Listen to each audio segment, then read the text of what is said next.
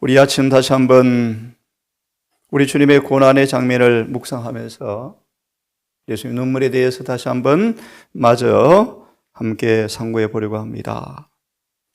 마가복음 15장 15절 20절을 좀 보십시다. 우리가 자주 우리 주님의 고난의 장면을 묵상한다면 기억하시죠? 우리 마음은 그분의 사랑으로 인하여 격동될 것이며, 그죠? 격동될 것이며, 그분의 믿음은 더 깊어져 가고 굳어질 것이며, 라는 말씀처럼 다시 한번 이 아침 우리 주님의 고난에 관한 장면을 함께 묵도를 좀 먼저 해보겠습니다. 마가 15장 15절로 20절을 볼 텐데요. 간절한 바람은 하나님의 말씀, 생명의 말씀이기에, 영적인 말씀이기에 성령의 도움이 아니고서는 살아있는 능력의 말씀으로 우리 마음속에 읽혀지지가 않습니다. 무슨 말씀을 드리는가? 한 구절을 읽을 때마다 성신의 도움을 요청하시면서 천천히 음미하시면서 생각하시면서 읽으십시오. 빌라도가 무리에게 만족을 주고자 하여 우유부단한 성벽의 종이 되었던 이 빌라도가 진리 앞에 배신하는 모습이요. 거듭난 사람들은 우유부단히 살아신답니다. 머뭇거리지 않습니다. 빌라도는 성령의 분명한 음성 앞에 진리를 알고 싶고 그분이 메시아라는 인상을 받았지만 연약한 성벽으로 배신하는 모습을 보십시오. 얄팍한 배신의 모습이죠. 그죠? 자신의 마음은 스스로 선택하고 결정할 수 없는 연약한지라 사람들의 동정을 사서라도 조금 벗어나고 싶은 충동의 모습이요.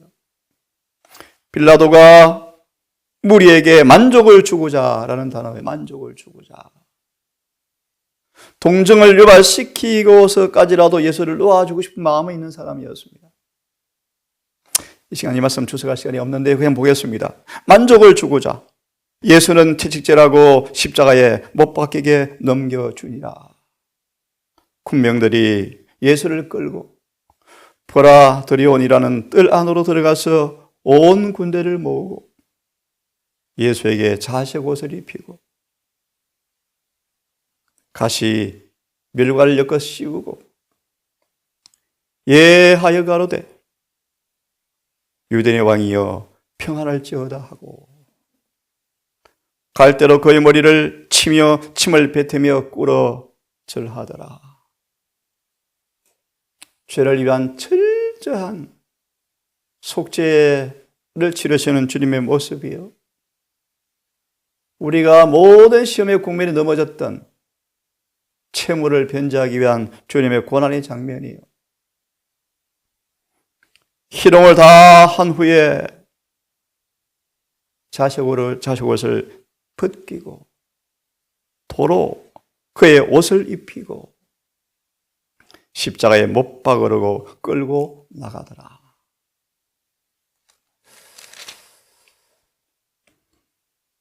(15장 15, 20절을 주석을 좀 보면서 잠깐 더 묵상해 보고 싶은데요. 십자가는 우리 안에 죄를 뿌리채 뽑아버리는 복음의 능력입니다. 15장 15, 20절을 이렇게 우리에게 설명합니다. 창조주께서 피조물에게 사형의 선고를 받으셨다.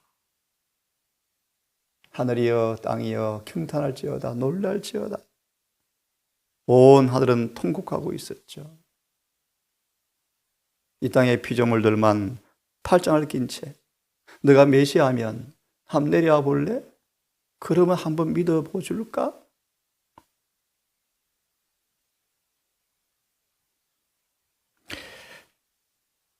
피로에 지치고 온몸에 상처를 입으신 예수님께서 끌려 나오셔서 군중들의 목전에서 채찍에 맞으셨다. 왜요? 베드로전서 2장 23절은 너희가 남을 입었도다. 우리를 낫게 하려고요.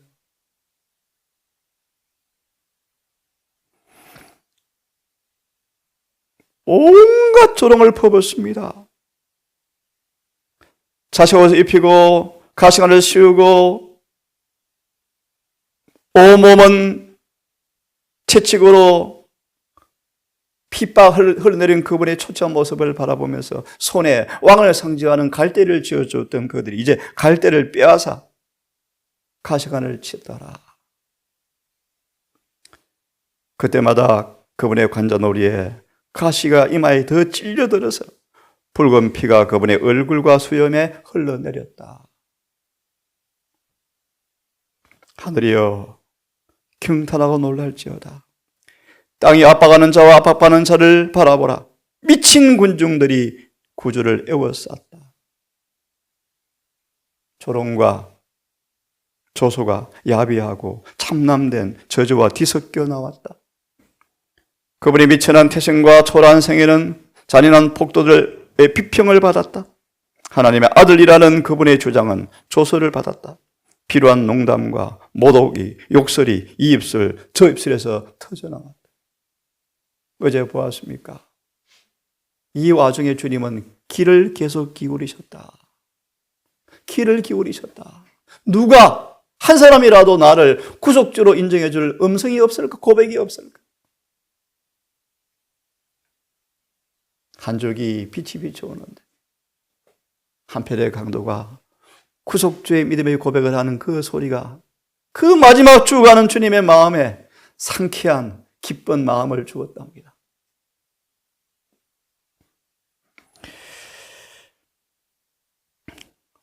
온갖 모욕으로도 인간의 본성의 부담을 철저하게 입증하시죠. 베드로가 예수님 3번 참으면 7번 참으면 되겠습니까? 3번 참으면 많이 참는 거랍니다. 7번을 얘기했죠. 예수님은요, 베드로야 70번, 7번이라도 참아라. 베드로가 칼로 대제사장의 종의 귀를 내어 쳤을 때 주님께서 말씀하시기를 베드로야 이것까지 참아라. 성도의 인내가 여기 있나니, 성도의 인내가 여기 있나니. 저희 하나님의 계명을 지키며, 계명을 지킨다는 것은 소망 310페이지 예수와 같은 생애가 전개되는 것을 의미한다. 그분의 참으심, 그분의 인내. 바울은 근고하기를 그래서 인내에 들어가기를 내가 기도하노라. 성도의 인내가 여기 있다는 것입니다, 여러분. 그럴진데 골로새 3장 1절 3절처럼 그리스도와 함께 못 박히고 죽고 장례를 치르고 하나님 안에 감추어지지 아니하면 불가능합니다. 그것이 예수 믿음이에요.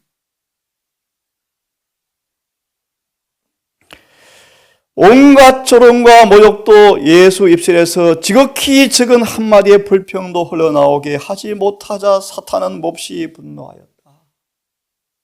이게 계시록 12장 17절의 모습이에요. 용이 여자에게 분노하여 돌아가서 왜 분노하는가?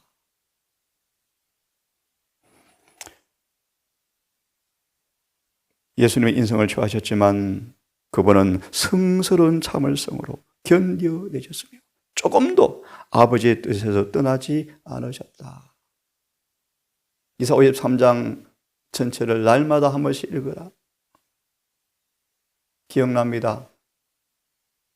자존심으로 자만으로 얼룩진 사람들이요, 이 말씀을 자주 읽어라. 인간의 교만은, 인간의 자존심은 깨어질 것이고 창조주신 그분께 이 땅에 오셔서 피조물에게 가한 온갖 모욕과 조롱을 바라볼 때 어찌 건방지게도 자아를 높이겠느냐. 자아만 깨어지고 굴복되어지면 모든 문제가 해결되어진답니다. 이 동산이 우리 모두가 십자가를 바라보면서 그렇게도 원하시는 주님의 은혜를 통하여 어제처럼 정복자 이상의 존재.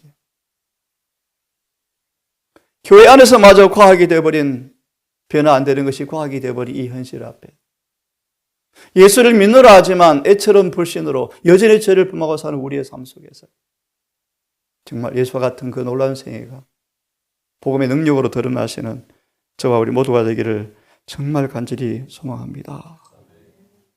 빌라도는 예수를 내어주며 채찍에 맞게 하고 조롱을 당하게 함으로 그분에 대한 군중들의 동정심을 불러일으키고자 했으나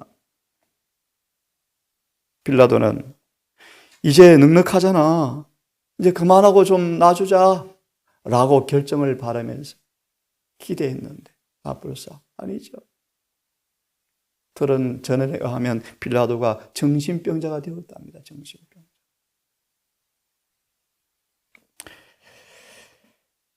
마지막 부분을 읽습니다. 조롱거리의 옷을 입으시고 가시 멸관을 쓰신 하나님의 아들이 거기에 서 계셨다.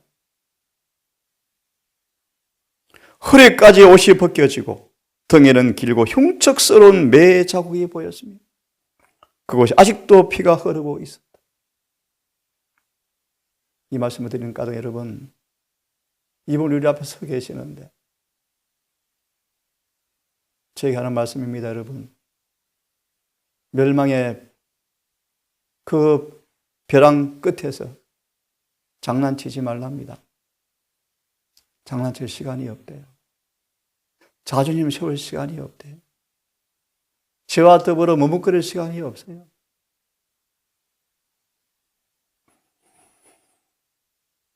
피로 물들었고 피로와 고통의 흔적이 역력했으나 지금보다 더욱더 아름다워 본 적이 없었다. 십자가는 우리 인간을 지배하는 죄의 근거가 되는 죄를 주님께서 못 박아버리셨다. 그러므로 로마서 5장 12절에 주석이 말씀하시죠. 그러므로 누구든지 죄의 종이 될 필요가 없다. 필요가 없다. 주님은 택한 사람들을 마귀로부터 조롱과 희롱거리가 되기를 원치 아니하신다. 오히려 사단을 발등상되게 해서 승리하기를 원하십니다. 마저 읽고 못한 말씀을 좀 더 드리겠습니다. 구제의 모습은 원수 앞에서 일그러지지 않았습니다. 참 의가 아름답죠, 여러분. 예수의 의를 여러분 사모하십시오.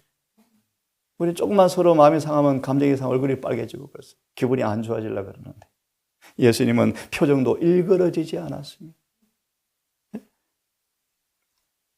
모습 하나하나마다 평온과 인내와 잔인한 원수들에 대한 부드러운 동정이 나타나 보였다. 여러분, 이 의가 아름답습니까? 전도서 8장 11절의 주석에 죄가 얼마나 가증한지 주님은 절대로 죄를 눈감아주지 않으신대요. 회개하지 아니하면 그 죄에 대해서 철저하게 불가항력적인 공의가 집행될 날이 멀지 않았어요. 그러므로 회개하셔야 돼요.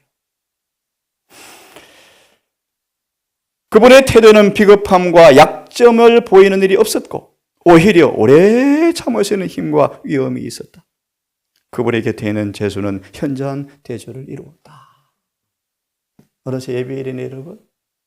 주님의 생일을 자주 묵상하십시다. 예수님은 배반자를 위해서 오셨습니다. 이렇게 파렴치한 가롯 유다, 사기꾼, 종교적 사기꾼, 사단, 마귀, 12제자 가운데 마귀라고 했던 이 유다, 주님은 그의 죄도 폭로시키지 않으시고 그의 영혼을 갈망하셨다.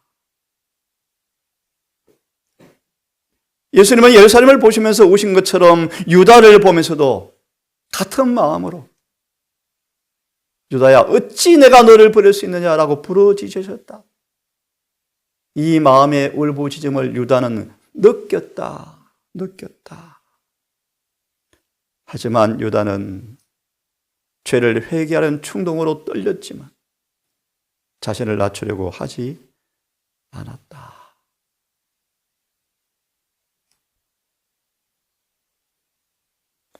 선지자들은 이런 사람들입니다.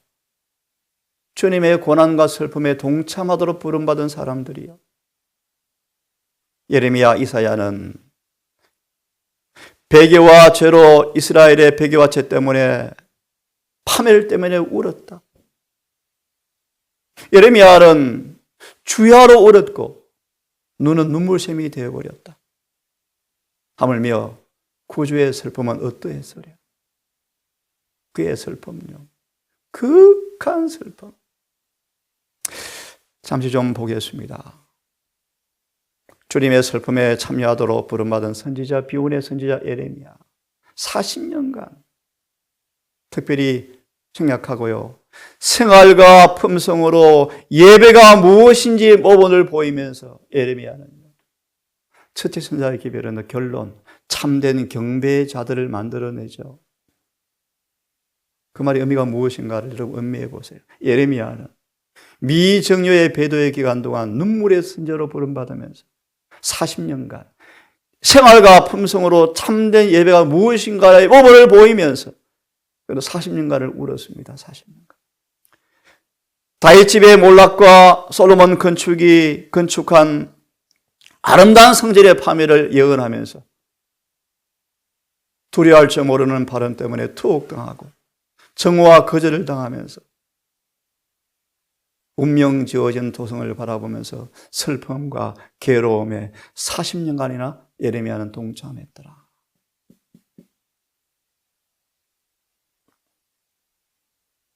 예레시에서는 주님의 슬픔에 빗방울에 참여한 것에 불과하답니다. 세상에 빛이 되었어야 할 이스라엘의 그 완고한 죄에 대해서 선지자의 슬픔, 비애, 이것이 의례수급의 기념비로서 쓴 애가서에 잘 나타나 있죠. 택한 선민이 침멸될 장면을 바라보면서 예레미야는 그렇게 많이 울었습니다.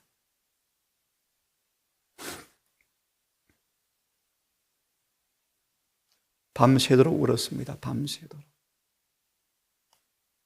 눈물을 통곡하였답니다. 통곡. 밤새도록 울었는데 친구도 다 배반했답니다. 눈물이 물같이 흘러내렸답니다.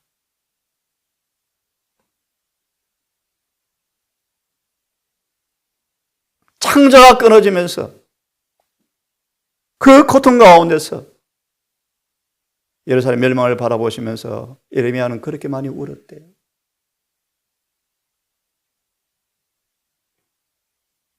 예레미야는 수줍음을 잘 타고 소심한 사람이었답니다. 고난 앞에 움츠러들고 도망가고 싶은 사람들이었답니다. 근데 이런 예레미야를 주님 40년간 고난의 동참자로 불러주셨대요. 40년간. 쉬지 말고 눈물을 강처럼 흘렸고요. 시내처럼 흐르고요. 눈물이 그치지 않았답니다. 보실래요? 하나님의 오래 참으심은 목적이 있습니다. 자비 자체가 한계는 없지만 자비는 끝날 때가 올 것입니다. 엘리야, 하사엘을 불러서 마침내 징계하신 것처럼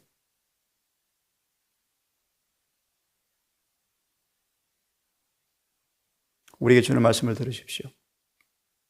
성실하고 확고하고 친실한 설교자들이 우리의 배은망덕한 교회들에게 평화의 복음을 전해줄 마지막 사람들이 될지 누가 아는가? 멸망시키는 자들은 이미 사탄의 손에 훈련을 받고 있다. 위치를 바꾸기 위하여 몇 사람의 기수만 떠나가고 주님께서 평화가 없다고 말씀하셨음에도 불구하고 평화라고 외치는 거짓 선자의 음성이 들릴 때만 기다리고 있는 것처럼 보인다. 누가요? 지금 재림교회가요. 화해선 간증했습니다. 나는 좀처럼 울지 않습니다. 근데 지금은 너무 눈물이 많이 나서 글을 쓸 수가 없습니다. 글을 쓰는데 종이에 눈물이 떨어져서 글을 쓸 수가 없습니다. 뭐잖아. 모든 이 예언의 말은 끝날 것입니다.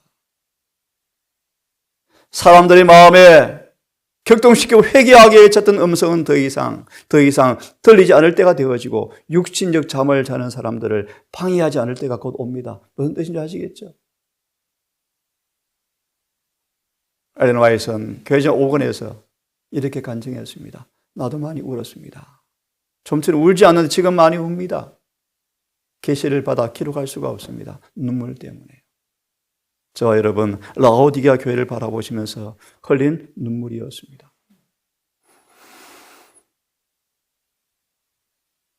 오늘 말씀까지 보고 마치겠습니다. 예수께서 오셨죠. 침례를 받으시고 요단강 언덕에 올라오셔서 무릎을 꿇으시면서 오셨어요. 아버지여, 이제 3년 만에 공생가 펼쳐지는데 쭉 안목으로 보이죠. 아버지께 탄원했죠. 탄원. 3년 만에 생애를 걸어가기 위해서는 아버지의 능력이 아니고서는, 성령의 기름 부음이 아니고서는 험난한 3년 만의 공생을 감당할 수 없는 걸 느낀 인생의 주님께서 아버지 앞에 눈물을 흘리면서 탄원하셨대. 탄원. 이 장면을 바라보고 침례 요한이 너무나 감명을 받았대요. 저분은 하나님이신데, 창조주신데, 신들의 맥에도 감당할 수 없는 하나님이신데 연약한 인간의 모습으로 아버지 앞에 탄원하시는 장면을 바라보고 침례 요한은 깊은 감명을 받았대요.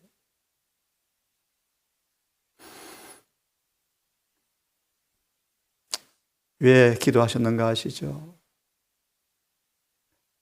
사람들의 이해력이 너무나 어두워서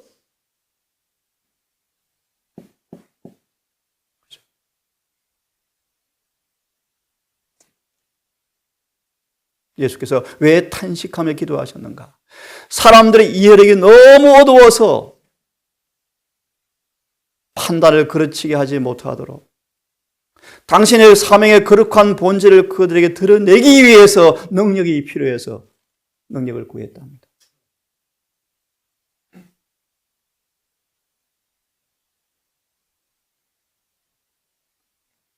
얼마나 거짓 것에 기초했습니까, 유대인들이?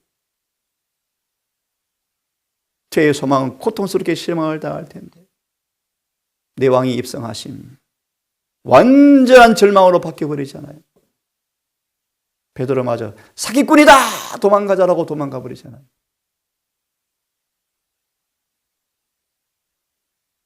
다윗의 보좌에 오르기는커녕 십자가에 못 박혀 죽을 것이었는데 이것이 예수님의 참된 대관식인데 그런 그들의 이해력을 넓혀주기 위해서 성령이 아니고서는 제자들마저 타락할 것을 내다보시면서 아버지께 기도하셨대요. 능력을 주십시오. 사단의 거짓말로 이해력을 어둡게 만든 저들을 어떻게 도와줄 수 있을지 인간의 지혜로 불가능하잖아요. 그래서 성령을 간구하셨대요. 3년 만을 가리켜도 어떻게 이들을 깨울까 너무 고통스러우셔서 기도하셨대요. 예수의 짐을 아무도 사람들이 이해를 못했죠. 그래서 주님은 쓰라린 고뇌와 눈물로서 기도하셨다. 지금 아버지 보좌 우편에서 주님께서 아버지 나의 피 눈물로 기도하고 계셔요. 조금만 더 참아주십시오. 아직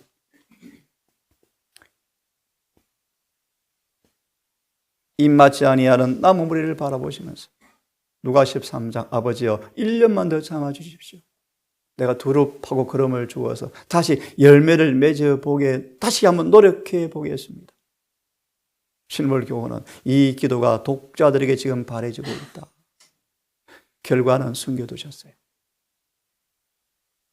여러분, 점점 예언의 성취는 이루어가고 우리가 준비하건 못했건간 점점 마지막은 다가옵니다. 죽음도 다가오고 있고요. 오늘도 주님의 슬픔에 동참하셔서 고난에 동참하셔서 육신의 죄가 거쳐지고 육신의 남은 때를 하나님의 뜻을 위해 살아가는 베드로전서 4장 1절 2절처럼 로마서 8장 4절처럼 성령을 따라 삶으로 율법의 요구가 이루어지는 참된 동산교회, 이 말씀을 듣는 우리 모든 재림 성도 되기를 간절히 바라면서 말씀을 마치겠습니다. 기도합시다. 아버지, 주님의 눈물의 의미를, 그 고난과 슬픔의 의미를 조금이라도 느끼게 되어지면 우리 안에 후회하지 아니하는 회개를 통하여 죄에서 일절 깨끗해진다는 그 참된 회개가 우리에게 경험되기를 간절히 갈망합니다. 오 아버지, 무리어진 지혜와 거짓 관념과 완고한 성벽과 무겁고 음이 쉬운 수많은 죄들이 우리 올가매건 이 와중에 마음으로 전심으로 원하지만 품성에서 품성으로 영광에서 영광으로 변화되지 못하는 까닭이 무엇인지 아버지 압니다. 더 이상 멸망의 낭떠러지 그 자리에서 부질없는 장난 그만두고 이제는 자아를 함께 못 박는 경험을 통하여 에녹처럼, 다니엘처럼, 사도 요한처럼 14만 4천을 통해 보여진 높은 부르심의 표전을 바라보고 오늘 성령 안에서 믿음의 경주를 경주하기를 결심합니다. 우리에게 성령을 허락하여 주시옵소서. 이 예비일에 우리 모든 발걸음을 평강으로 인도하셔서 은혜가 우리를 치료하고 의가 우리를 통치하는 아름다운 그 경험을 다 하게 하셔서 안식일의 시간을 맞이하게 도와주시옵소서. 이 모든 말씀 우리를 사랑하시는 예수님 이름으로 기도드리옵나이다.